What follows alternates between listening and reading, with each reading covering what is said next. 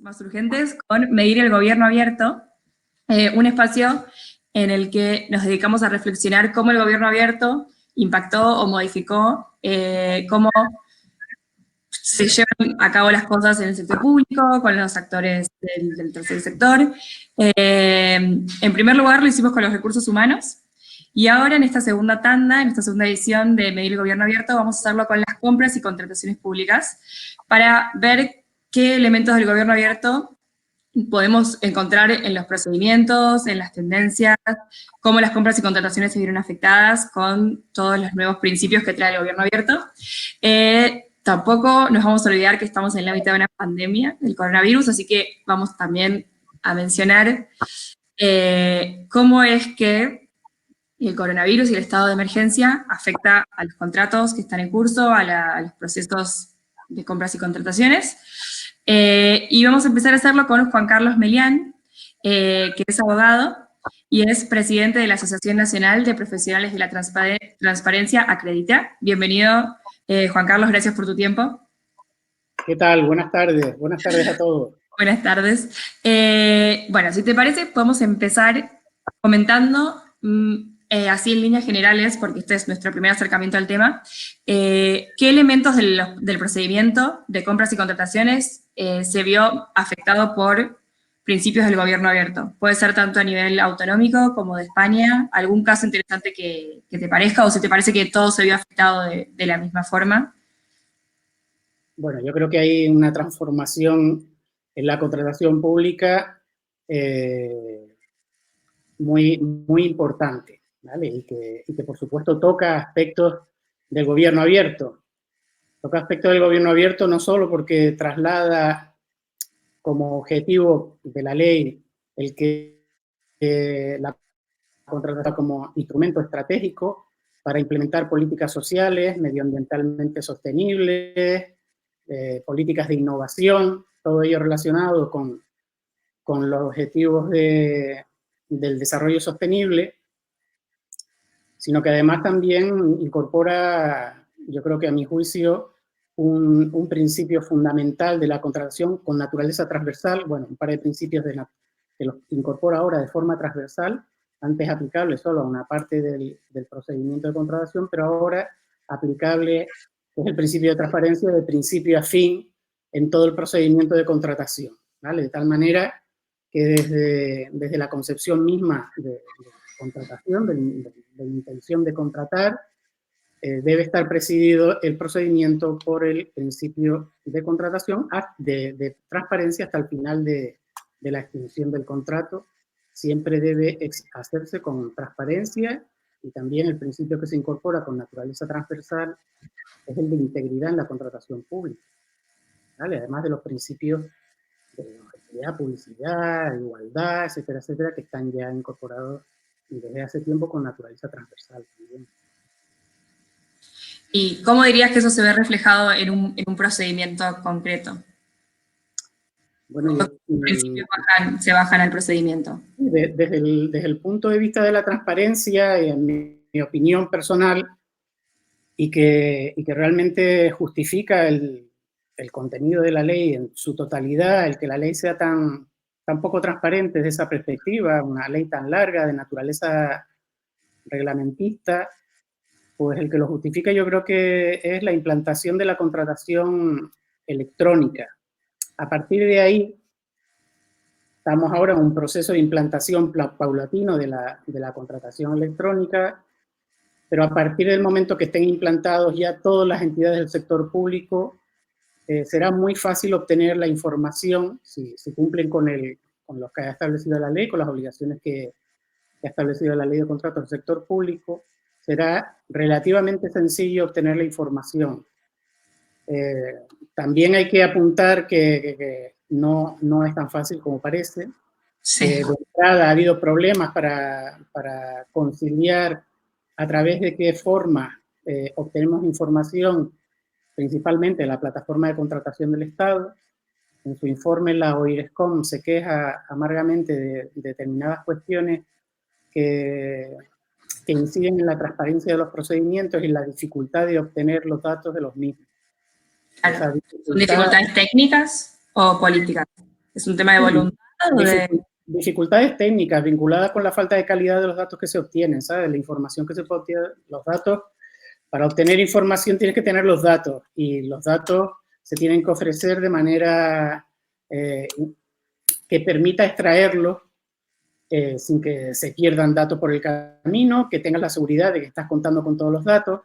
Y ahora mismo, entre que no todas las entidades del sector público están incorporadas a la contratación pública, y el hecho de que las que están incorporadas, pues los sistemas no acaban de entenderse del todo, pues hay un cierto problema en la calidad de los datos que se obtienen de la contratación pública en España, que esto es fundamental para la toma de decisiones, ¿no? Incluso para conocer la entidad de algunos problemas. O sea, yo normalmente sí tengo cierta tendencia en relación con el contrato menor, al que se le da demasiada importancia, en mi opinión, mientras no se sepa cuál es la entidad real que supone el contrato menor en la contratación pública española, ¿no? Por supuesto sí, que es un procedimiento de adjudicación directa que responde a unos supuestos concretos, pero que la verdad es que me llama la atención la cantidad de ríos de tinta que produce, sin siquiera saber si realmente es un problema importante o no. O sea, lo tengo claro que es un problema importante, por ejemplo, los modificados de contrato. Eso sí que es un problema bastante más importante, pienso yo. Por eso digo, no tenemos los datos, no lo alcanzaremos a saber. Son los modificados de contrato, son un problema que me parece más grande, ¿no? Y eso ya lo he puesto de relieve en la Comisión Nacional del Mercado de la Competencia, que efectivamente, si hubiera habido transparencia en los procedimientos de licitación en nuestro país, otro gallo cantaría, ¿no? O sea, la falta de transparencia, por lo menos hasta el momento en el que se aprueba la ley, la Comisión Nacional cifró que nos costaba como un 4,5% del Producto Interior Bruto. ¿Vale? La falta de transparencia en nuestro procedimiento, que es una cantidad bastante relevante, ¿no? O sea que, en tu opinión, la forma en que se refleja el gobierno abierto en las compras y contrataciones, la forma que se lleva a cabo son las contrataciones electrónicas, y todavía estamos a medio camino en la implementación. Pero me gusta la idea que comentaste al principio de cómo el gobierno, o sea, cómo las compras pueden, o sea, tienen que ser transparentes, la compra en sí, pero también es el medio para transparentar o para acercar a otros principios que surgen del gobierno abierto hacia al gobierno, porque claro, va a ser a través de lo que contratemos y compremos que el gobierno va a poder implementar políticas más innovadoras, acercarse a la ciudadanía. Me gusta mucho este concepto de, bueno, las compras tienen que ser de por sí transparentes, pero también acercan, o sea, hacen más transparente a otras cuestiones de la cosa pública. Comenté que resulta, bueno, de los objetivos de la ley de contratos del sector público, hay uno de ellos particularmente interesante desde esta perspectiva, que es la incorporación de la pequeña y mediana empresa a la compra pública. Muy difícilmente se puede acercar la compra pública a la pequeña y mediana empresa si esta no se expresa de manera clara y entendible para el pequeño y mediano empresario. Es otra de las cuestiones que incorpora, que exige también desde esta perspectiva la legislación de contratos y en cierta medida relacionado con el buen gobierno, ¿no? Que es el nivel profesional de todos los operadores, tanto empresas como del lado de los empleados públicos, que hay que incrementar, hay que elevar el nivel profesional de todo, especial, sino que se va, su doctrina, pues se va goteando al resto de la contratación, y eso se va notando cada vez más, ¿vale? Y la gente también interpreta el recurso de contratación, recurso especial de contratación, que es un recurso que tiene la virtualidad de es potestativo, pero se resuelve en un periodo muy corto de tiempo y por lo menos no te obliga necesariamente a ir a los tribunales contenciosos administrativos, que de media ahora mismo están tardando como 327 días o algo así en resolver un asunto, ¿vale? Es decir, que ¿Un año? Sí, esos son los tribunales de justicia. Entonces, en materia de contratación, desde luego que acudir a los tribunales de justicia es un remedio ya de última hora. Claro. Me parece que el éxito de los tribunales de recursos especiales está ahí, ¿no? Que están resolviendo, están impartiendo justicia y permiten ir limpiando la contratación de irregularidades de manera rápida. Y saliendo un poco del procedimiento, ¿cómo, o sea, más allá de ya los canales de transparencia ordinarios o que ya están implementados, ¿cómo te parece que el gobierno podría transparentar esta voluntad de, bueno, estoy comprando o estoy contratando por estas razones para llevar a los organismos públicos hacia esa dirección? ¿Cómo podría, o sea, hay alguna forma de controlar que lo que compra el gobierno, más allá del precio, está de acuerdo con el gobierno abierto, con los las ODS? Sí, No. bueno, bueno, yo te digo que la ley tiene muchas modificaciones, entre ellas, ya te digo que hay un mecanismo, que es un mecanismo de publicidad, por lo tanto de transparencia, que es el perfil de contratante. En el perfil de contratante hay que incorporar prácticamente todo el expediente administrativo, excepto las ofertas y algún documento más. Prácticamente todos los documentos que se generan en el expediente administrativo se han de publicar, ¿vale? Con respeto a los límites de la transparencia, pero han de publicarse, y entre ellos la ley establece la obligación de publicar el informe justificativo del contrato, ¿vale? Es decir, ahora el expediente empieza diciendo, oye, que tengo esta necesidad. ¿Por qué tengo esa necesidad? Bueno, porque no tengo medios propios para hacerla, porque hay una necesidad perentoria o estaba programada, pero vamos, que hay que informar sobre la necesidad del contrato, ¿vale? Y eso, pasa que eso es un informe y el papel lo aguanta todo, ¿no?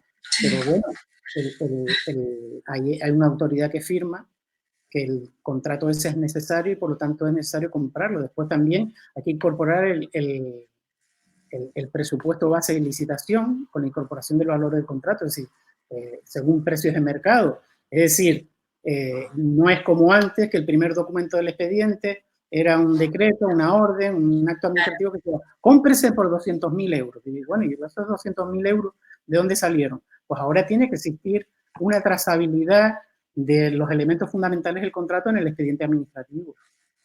Me refería también igual, perdón, no, me refería, por ejemplo, me acuerdo un caso en Argentina que se publicó una compra de resmas de hojas, y la gente le empezó a preguntar al ejecutivo por qué compraba hojas si todo era electrónico ya. Me refería más a esa cuestión de, bueno, a ver, si vamos a implementar el gobierno abierto y ya hiciste electrónico todos tus procedimientos, ¿por qué estás comprando hojas? ¿O por qué estás comprando impresoras? No hay una forma de trazar, una forma de medir eso todavía. Pero la verdad que sería interesante. No, bueno, la ley incorpora también mecanismos de control que venían exigidos por la Unión Europea, entre ellos el más relevante es la oficina denominada OIRESCOM, ¿vale? La Oficina de Control de la Contratación Pública, de Supervisión de la Contratación Pública. Entonces, en teoría, al ser todo electrónico, es muy sencillo que rastreadores a base de algoritmos sean capaces de identificar aquellas contrataciones en las que puede haber algún tipo de problema. Okay. Ah, ya con algoritmos. Sí, sí, sí, porque claro, estamos hablando de miles de contratos. Pues no es una cuestión que uno pueda ir supervisando individualmente. También el valor de la transparencia es necesaria también porque existiendo transparencia, los ciudadanos también pueden participar denunciando contrataciones irregulares por innecesarias. ¿Vale? Eso abre la posibilidad de recurrirlo, pero aparte de eso, como mecanismo de gobernanza incorporado a la ley, está la oficina, aparte de una configuración que se ha hecho de la gobernanza, la contratación pública, el elemento más importante es la oficina de supervisión, que tiene, en teoría, cuando tenga posibilidades económicas y presupuestarias, pues será capaz de tener programas muy potentes que penetren en los datos de la contratación pública que están publicados en el perfil del contratante, en la plataforma de contratación del sector público, ¿no? Con capacidades muy amplias. El día que eso se despliegue, pues será mucho más difícil evitar que salten las banderas rojas cuando hay una irregularidad. Claro. Bueno, y volviendo un poco al elefante rosa, al COVID. Acá uno de los comentarios primero pregunta si se pueden consultar el estado de las compras durante la crisis del COVID. Pero ya que estamos, podemos repasar un ejercicio de transparencia que hizo Juan Carlos, en el que, bueno, publicó en la página web de su estudio cómo afecta el estado de emergencia a la tramitación y a los contratos actuales. Entonces, si podemos comentar un poquito eso, cómo quedaron paradas las compras y contrataciones después del estado de emergencia. No, bueno, más o menos el panorama tampoco da para mucho, ¿no? Los contratos bueno, por lo pronto, toda la contratación, todos los procedimientos de contratación, sabes que los plazos y los procedimientos han quedado suspendidos, ¿vale? Es decir, ahora mismo la única manera de contratar son a través de aquellos procedimientos que no tienen publicidad. Es decir, el contrato menor, que es una adjudicación directa, y el procedimiento de emergencia, ¿vale? Sí. Es el procedimiento que habilitan este tipo de circunstancias que se llaman circunstancias de fuerza mayor, ¿vale? Entonces todas las contrataciones se realizan ahora mismo en relación con la situación del estado de alerta. El resto de contrataciones, pues, quedan paralizadas. Se puede consultar, según tengo entendido, el estado de los procedimientos al día de la fecha. Incluso algunas entidades han publicado la suspensión, ¿vale?, de determinados procedimientos, y en relación a los contratos que están en curso, pues hay que distinguir entre los contratos de servicios y suministros de tracto sucesivo, ¿vale?, que quedan suspendidos de manera automática, pero ese automatismo no es tal. O sea, hay que solicitar, el empresario que no pueda seguir ejecutando el contrato, pues se lo tiene que decir a la administración, y la administración le tiene que contestar en el plazo de 5 días. Si no le contesta, pues se entiende que le ha denegado la suspensión del contrato, ¿vale? Y con la suspensión del contrato, pues el empresario, en teoría, podría iniciar un expediente de regulación de empleo temporal, ¿vale? O sea, pero si el silencio es negación de la suspensión, o sea que el contrato sigue. El contrato sigue, porque la situación es la siguiente: el empresario que no puede desarrollar su contrato, ya sea de manera total o parcial, lo que tiene que hacer es decírselo a la administración, presentar un escrito de órgano de contratación. O sea, si puedo seguir ejecutándolo, no continúo como si no hubiera COVID. Si es necesario seguir manteniendo las máquinas porque tú sigues ejecutando tu contrato, ¿vale? Claro. Solo en el momento que las medidas que ha adoptado el gobierno o las circunstancias consecuentes con la situación del coronavirus, es decir, que se te ponen enfermos todos los trabajadores, por ejemplo, ¿vale? Entonces, en esas circunstancias, tú solicitas la suspensión para ese tipo de contratos, ¿no?, de servicios y suministros que se ejecutan de forma permanente y continua en el tiempo. Tú solicitas la suspensión. La administración, el órgano de contratación te tiene que contestar en el plazo de 5 días, y si no lo hace, se entiende denegado, ¿vale? Okay. Algo parecido ocurre en el caso de las obras, ¿vale? De los contratos de obra que están en ejecución, por eso el empresario queda imposibilitado, por ejemplo, porque los trabajadores no pueden realizar su trabajo porque necesitan estar más cerca que la distancia de seguridad. Entonces el empresario se lo solicita a la administración, y ocurre exactamente lo mismo con las concesiones de servicios y concesiones de obra, ¿vale? La ley da la posibilidad de que, con ocasión de las circunstancias provocadas por las medidas del gobierno o por el propio virus, sea antieconómico seguir ejecutando un contrato de concesión. En ese supuesto, le da la posibilidad de reequilibrar el contrato, ¿vale? Entonces, bueno, esas son las medidas que básicamente en el ámbito de la contratación, bueno, también y los contratos que se que por razón de la circunstancia del coronavirus no se han podido formalizar, ¿vale? O sea, estábamos preparando la licitación de tal y no pudimos, y nos quedó ahí, pues bueno, el contratando ese tipo de servicios de suministro, pues se puede prorrogar durante el tiempo necesario, que será todo este tiempo, hasta que se pueda sacar la licitación y se adjudique el nuevo contrato. ¿Vale? Un plazo máximo de 9 meses. Y la Abogacía del Estado también en relación a los contratos menores, ha apuntado la posibilidad de que se aprovechen de esta prórroga. Es decir, yo hasta el día de hoy estaba ejecutando un contrato de servicio, me pongo malito, no puedo terminar de ejecutarlo, y entonces lo que le digo al órgano de contratación, oiga, prorrógueme el plazo en el que tenía que entregar el trabajo, porque ahora mismo me es imposible. No. ¿Vale? Sí. O sea que va a ser interesante el trabajo después del estado de emergencia de escrutinio de todas estas acciones, de lo que compró el Estado, de cómo lo contrató, etcétera, etcétera, etcétera. Sí, sobre todo en determinadas cuestiones, como hay dudas, nosotros, cuando nuestro cliente es una empresa, pues aconsejamos actuar con suma prudencia, ¿no? En el sentido de que quede totalmente cubierto. Esto que te decía antes, de una vez tenga la suspensión, pues lo que tiene que hacer es solicitar el ERTE ante la autoridad administrativa correspondiente. Si se lo conceden, pues bueno, pues los trabajadores les queda suspendido su contrato, irán al paro. Y si no se lo conceden, por lo menos tiene la posibilidad que apunta el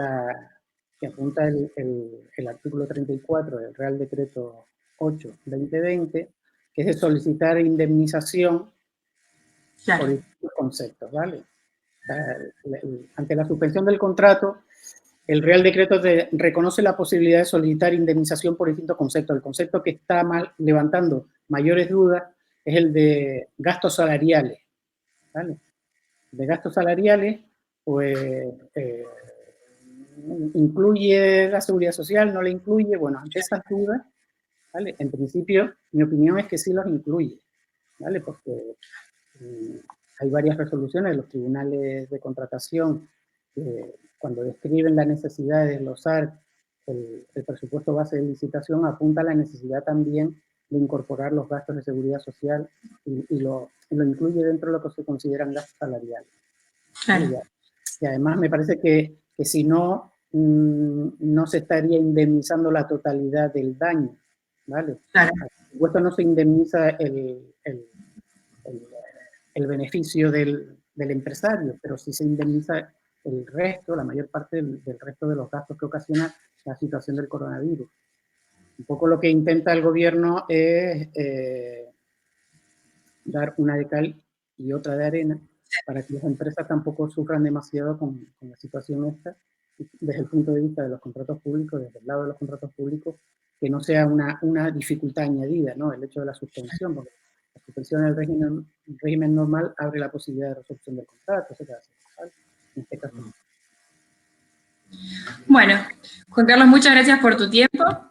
Damos por inaugurado medir el gobierno abierto con compras y contrataciones. Nos quedamos con un montón de ideas para seguir reflexionando y esperamos haber aclarado algunas cuestiones de COVID y contratos públicos para todos aquellos que estén en una situación con algún contrato con el Estado. Bueno, yo aclarar, no sé si aclarar no puedo mucho, porque es muy difícil entrar en detalle y profundidad. Sí. Para eso hacemos las cosas por escrito, hacemos unos gráficos interactivos para que se pueda acceder a ellos de forma simple, ¿sabes? Pero sí es importante que al menos que los empresarios sepan, pero bueno, yo creo que los empresarios que son contratistas ya lo saben, que tampoco están desasistidos del todo y exactamente igual los trabajadores, ¿no? En última instancia se han creado mecanismos para que, hombre, esto nos afecta a todos de una manera u otra, pero para que no le afecte en la medida en que le podría afectar si no se establecieran estas medidas. Claro. Yo encantado de participar, ¿eh? No por lo aburrido que esté, sino porque... Bueno, un gusto tenerte. Que sigas bien. Adiós, adiós a todos. Chao. En el que nos dedicamos a reflexionar cómo el gobierno abierto impactó o modificó cómo se llevan a cabo las cosas en el sector público, con los actores del tercer sector. En primer lugar, lo hicimos con los recursos humanos, y ahora en esta segunda tanda, en esta segunda edición de Medir el Gobierno Abierto, vamos a hacerlo con las compras y contrataciones públicas, para ver qué elementos del gobierno abierto podemos encontrar en los procedimientos, en las tendencias, cómo las compras y contrataciones se vieron afectadas con todos los nuevos principios que trae el gobierno abierto. Tampoco nos vamos a olvidar que estamos en la mitad de una pandemia del coronavirus, así que vamos también a mencionar cómo es que el coronavirus y el estado de emergencia afecta a los contratos que están en curso, a los procesos de compras y contrataciones. Y vamos a empezar a hacerlo con Juan Carlos Melián, que es abogado y es presidente de la Asociación Nacional de Profesionales de la Transparencia, Acredita. Bienvenido, Juan Carlos, gracias por tu tiempo. ¿Qué tal? Buenas tardes a todos. Buenas tardes. Bueno, si te parece, podemos empezar comentando, así en líneas generales, porque este es nuestro primer acercamiento al tema, ¿qué elementos del procedimiento de compras y contrataciones se vio afectado por principios del gobierno abierto? Puede ser tanto a nivel autonómico como de España. ¿Algún caso interesante que te parezca, o si te parece que todo se vio afectado de la misma forma? Bueno, yo creo que hay una transformación en la contratación pública muy importante, ¿vale? Y que por supuesto toca aspectos del gobierno abierto. Toca aspectos del gobierno abierto no solo porque traslada como objetivo de la ley el que la contratación como instrumento estratégico para implementar políticas sociales, medioambientalmente sostenibles, políticas de innovación, todo ello relacionado con los objetivos del desarrollo sostenible, sino que además también incorpora, yo creo que a mi juicio, un principio fundamental de la contratación con naturaleza transversal, bueno, un par de principios que los incorpora ahora de forma transversal, antes aplicable solo a una parte del procedimiento de contratación, pero ahora aplicable, es el principio de transparencia de principio a fin en todo el procedimiento de contratación, ¿vale? De tal manera que desde la concepción misma de contratación, de la intención de contratar, debe estar presidido el procedimiento por el principio de contratación de transparencia hasta el final de la extinción del contrato. Siempre debe hacerse con transparencia, y también el principio que se incorpora con naturaleza transversal es el de integridad en la contratación pública, ¿vale? Además de los principios de objetividad, publicidad, igualdad, etcétera, etcétera, que están ya incorporados desde hace tiempo con naturaleza transversal también. ¿Y cómo dirías que eso se ve reflejado en un procedimiento concreto?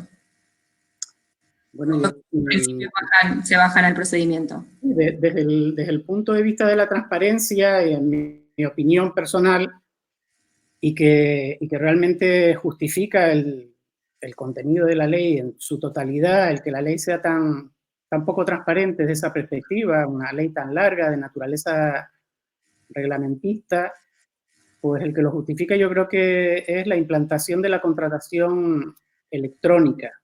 A partir de ahí, estamos ahora en un proceso de implantación paulatino de la contratación electrónica, pero a partir del momento que estén implantados ya todas las entidades del sector público, será muy fácil obtener la información, si cumplen con lo que ha establecido la ley, con las obligaciones que ha establecido la ley de contratos del sector público, será relativamente sencillo obtener la información. También hay que apuntar que no es tan fácil como parece. Sí. De entrada ha habido problemas para conciliar a través de qué forma obtenemos información, principalmente en la plataforma de contratación del Estado. En su informe la OIRESCOM se queja amargamente de determinadas cuestiones que inciden en la transparencia de los procedimientos y la dificultad de obtener los datos de los mismos. Claro. Esa ¿Son dificultades técnicas o políticas? ¿Es un tema de voluntad o de...? Dificultades técnicas vinculadas con la falta de calidad de los datos que se obtienen, ¿sabes? La información que se puede obtener, los datos, para obtener información tienes que tener los datos, y los datos se tienen que ofrecer de manera que permita extraerlos sin que se pierdan datos por el camino, que tengas la seguridad de que estás contando con todos los datos.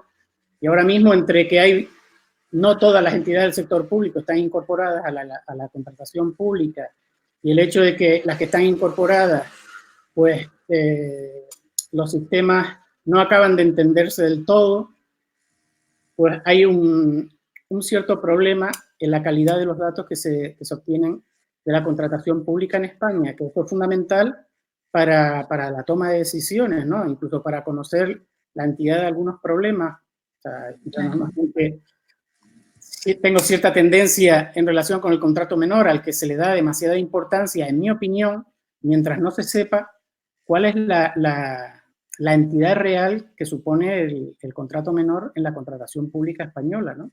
Por supuesto que es un procedimiento de adjudicación directa que responde a unos supuestos concretos, pero que la verdad es que me llama la atención la cantidad de ríos de tinta que produce, sin siquiera saber si realmente es un problema importante o no. O sea, lo tengo claro que es un problema importante, por ejemplo, los modificados de contrato. Eso sí que es un problema bastante más importante, pienso yo. Por eso te digo, no tenemos los datos, no lo alcanzaremos a saber. Son los modificados de contrato, son un problema que me parece más grande, ¿no? Y eso ya lo he puesto de relieve en la Comisión Nacional del Mercado de la Competencia, que efectivamente, si hubiera habido transparencia en los procedimientos de licitación en nuestro país, otro gallo cantaría, ¿no? O sea, la falta de transparencia, por lo menos hasta el momento en el que se aprueba la ley, la Comisión Nacional cifró que nos costaba como un 4,5% del Producto Interior Bruto. ¿Vale? La falta de transparencia en nuestro procedimiento, que es una cantidad bastante relevante, ¿no? O sea que, en tu opinión, la forma en que se refleja el gobierno abierto en las compras y contrataciones, la forma que se lleva a cabo son las contrataciones electrónicas, y todavía estamos a medio camino en la implementación. Pero me gusta la idea que comentaste al principio de cómo el gobierno, o sea, cómo las compras pueden, o sea, tienen que ser transparentes, la compra en sí, pero también es el medio para transparentar o para acercar a otros principios que surgen del gobierno abierto hacia al gobierno, porque claro, va a ser a través de lo que contratemos y compremos que el gobierno va a poder implementar políticas más innovadoras, acercarse a la ciudadanía.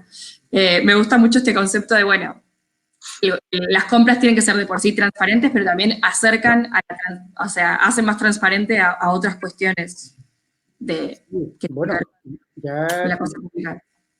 Comenté que resulta, bueno, de los objetivos de la ley de contratos del sector público, hay uno de ellos particularmente interesante desde esta perspectiva, que es la incorporación de la pequeña y mediana empresa a la compra pública. Muy difícilmente se puede acercar la compra pública a la pequeña y mediana empresa si esta no se expresa de manera clara y entendible para el pequeño y mediano empresario. Es otra de las cuestiones que incorpora, que exige también desde esta perspectiva la legislación de contratos, y en cierta medida relacionado con el buen gobierno, ¿no? Que es el nivel profesional de todos los operadores, tanto empresas como del lado de los empleados públicos, que hay que incrementar, hay que elevar el nivel profesional de todos, sino que se va, su doctrina, pues se va goteando al resto de la contratación, y eso se va notando cada vez más, ¿vale? Y la gente también interpreta el recurso de contratación, recurso especial de contratación, que es un recurso que tiene la virtualidad de es potestativo, pero se resuelve en un periodo muy corto de tiempo, y por lo menos no te obliga necesariamente a ir a los tribunales contenciosos administrativos, que de media ahora mismo están tardando como 327 días o algo así en resolver un asunto, ¿vale? Es decir, que ¿Un año? Sí, esos son los tribunales de justicia. Entonces, en materia de contratación, desde luego que acudir a los tribunales de justicia es un remedio ya de última hora. Claro. Me parece que el éxito de los tribunales de recursos especiales está ahí, ¿no? Que están resolviendo, están impartiendo justicia y permiten ir limpiando la contratación de irregularidades de manera rápida. Y saliendo un poco del procedimiento, ¿cómo, o sea, más allá de ya los canales de transparencia ordinarios o que ya están implementados, ¿cómo te parece que el gobierno podría transparentar esta voluntad de, bueno, estoy comprando o estoy contratando por estas razones para llevar a los organismos públicos hacia esa dirección? ¿Cómo podría, o sea, hay alguna forma de controlar que lo que compra el gobierno, más allá del precio, está de acuerdo con el gobierno abierto, con las ODS? Sí, No. bueno, bueno, yo te digo que la ley tiene muchas modificaciones, entre ellas, ya te digo que hay un mecanismo, que es un mecanismo de publicidad, por lo tanto de transparencia, que es el perfil de contratante. En el perfil de contratante hay que incorporar prácticamente todo el expediente administrativo, excepto las ofertas y algún documento más. Prácticamente todos los documentos que se generen en el expediente administrativo se han de publicar, ¿vale? Con respeto a los límites de la transparencia, pero han de publicarse, y entre ellos la ley establece la obligación de publicar el informe justificativo del contrato, ¿vale?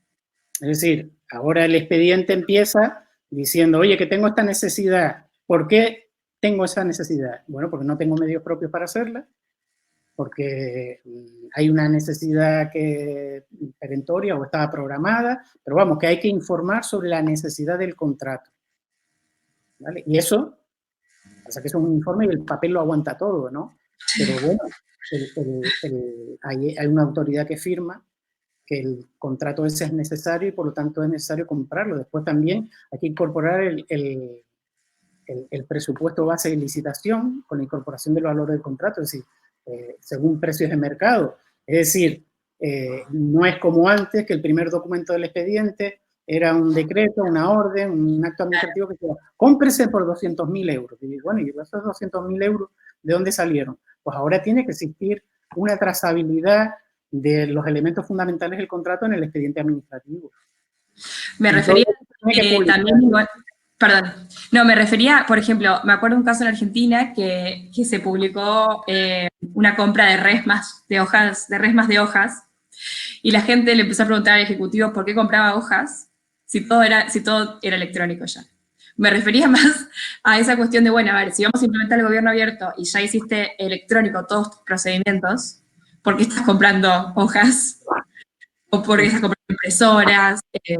No hay una forma de trazar, una forma de medir eso todavía. Pero la verdad que sería interesante. No, bueno, la ley incorpora también mecanismos de control que venían exigidos por la Unión Europea, entre ellos el más relevante es la oficina denominada OIRESCOM, ¿vale? La Oficina de Control de la Contratación Pública, de Supervisión de la Contratación Pública.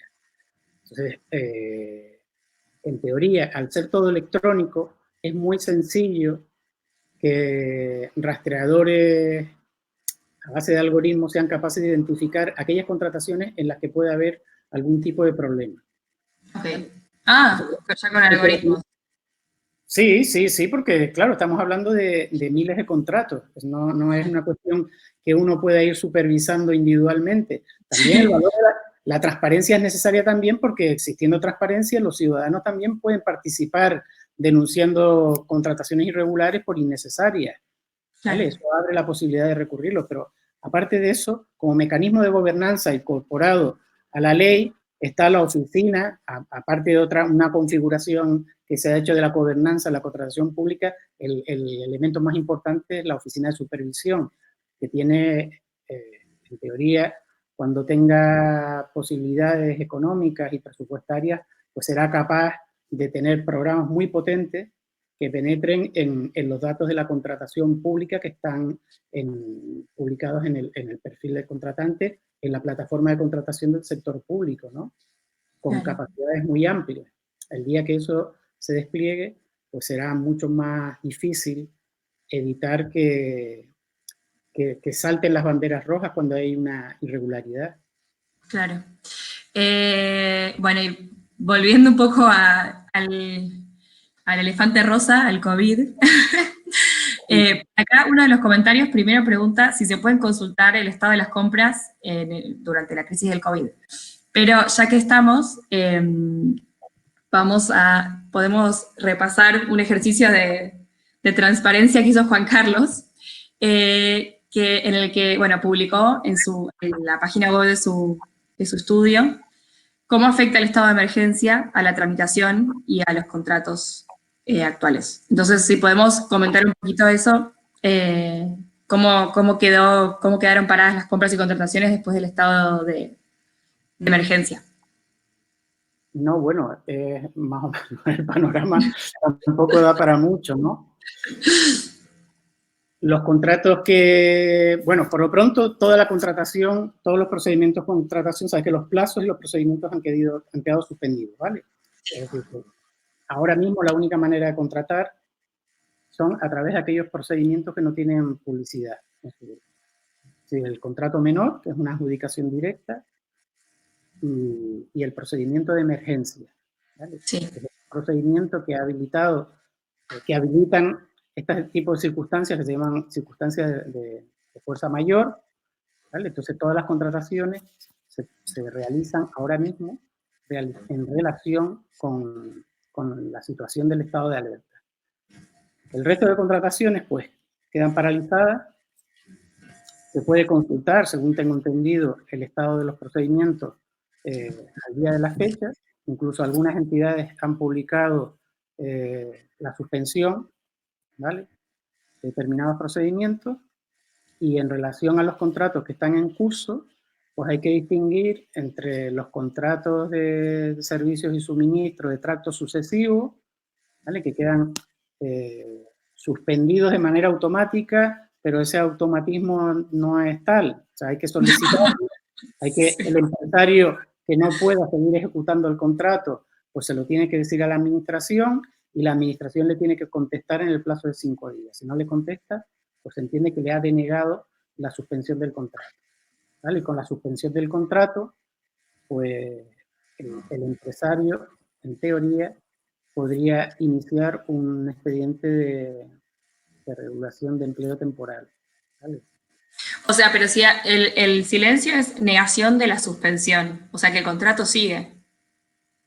El contrato sigue, porque la situación es la siguiente: el empresario que no puede desarrollar su contrato, ya sea de manera total o parcial, lo que tiene que hacer es decírselo a la administración, presentar un escrito de órgano de contratación. O sea, si puedo seguir ejecutándolo, no continúo como si no hubiera COVID. Si es necesario seguir manteniendo las máquinas porque tú sigues ejecutando tu contrato, ¿vale? Claro. Solo en el momento que las medidas que ha adoptado el gobierno o las circunstancias consecuentes con la situación del coronavirus, es decir, que se te ponen enfermos todos los trabajadores, por ejemplo, ¿vale? Entonces, en esas circunstancias, tú solicitas la suspensión para ese tipo de contratos, ¿no?, de servicios y suministros que se ejecutan de forma permanente y continua en el tiempo. Tú solicitas la suspensión. La administración, el órgano de contratación te tiene que contestar en el plazo de 5 días, y si no lo hace, se entiende denegado, ¿vale? Okay. Algo parecido ocurre en el caso de las obras, ¿vale? De los contratos de obra que están en ejecución, por eso el empresario queda imposibilitado, por ejemplo, porque los trabajadores no pueden realizar su trabajo porque necesitan estar más cerca que la distancia de seguridad. Entonces el empresario se lo solicita a la administración, y ocurre exactamente lo mismo con las concesiones de servicios y concesiones de obra, ¿vale? La ley da la posibilidad de que, con ocasión de las circunstancias provocadas por las medidas del gobierno o por el propio virus, sea antieconómico seguir ejecutando un contrato de concesión. En ese supuesto, le da la posibilidad de reequilibrar el contrato, ¿vale? Entonces, bueno, esas son las medidas que básicamente en el ámbito de la contratación, bueno, también los contratos que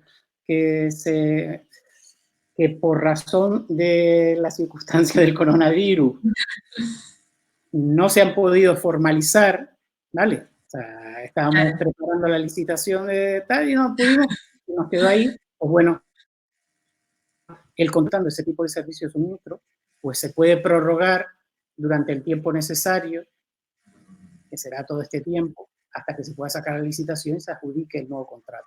¿Vale? Un plazo máximo de 9 meses. Y la Abogacía del Estado también en relación a los contratos menores, ha apuntado la posibilidad de que se aprovechen de esta prórroga. Es decir, yo hasta el día de hoy estaba ejecutando un contrato de servicio, me pongo malito, no puedo terminar de ejecutarlo, y entonces lo que le digo al órgano de contratación, oiga, prorrógueme el plazo en el que tenía que entregar el trabajo, porque ahora mismo me es imposible. No. ¿Vale? Sí.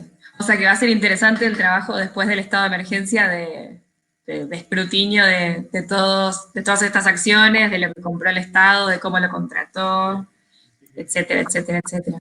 Sí, sobre todo en determinadas cuestiones, como hay dudas, nosotros, cuando nuestro cliente es una empresa, pues aconsejamos actuar con suma prudencia, ¿no? En el sentido de que quede totalmente cubierto. Esto que te decía antes, de una vez tenga la suspensión, pues lo que tiene que hacer es solicitar el ERTE ante la autoridad administrativa correspondiente. Si se lo conceden, pues bueno, pues los trabajadores les queda suspendido su contrato, irán al paro. Y si no se lo conceden, por lo menos tienen la posibilidad que apunta el artículo 34 del Real Decreto 8/2020, que es de solicitar indemnización por distintos conceptos, ¿vale?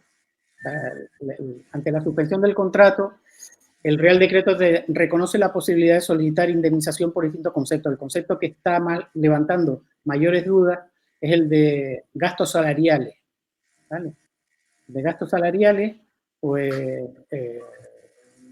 incluye la seguridad social, no la incluye. Bueno, ante esas dudas, ¿vale? En principio, mi opinión es que sí los incluye, ¿vale? Porque hay varias resoluciones de los tribunales de contratación que cuando describen la necesidad de desglosar el presupuesto base de licitación, apunta a la necesidad también de incorporar los gastos de seguridad social y lo incluye dentro de lo que se consideran gastos salariales. Claro. Y además me parece que si no, no se estaría indemnizando la totalidad del daño, ¿vale? Claro. Por supuesto no se indemniza el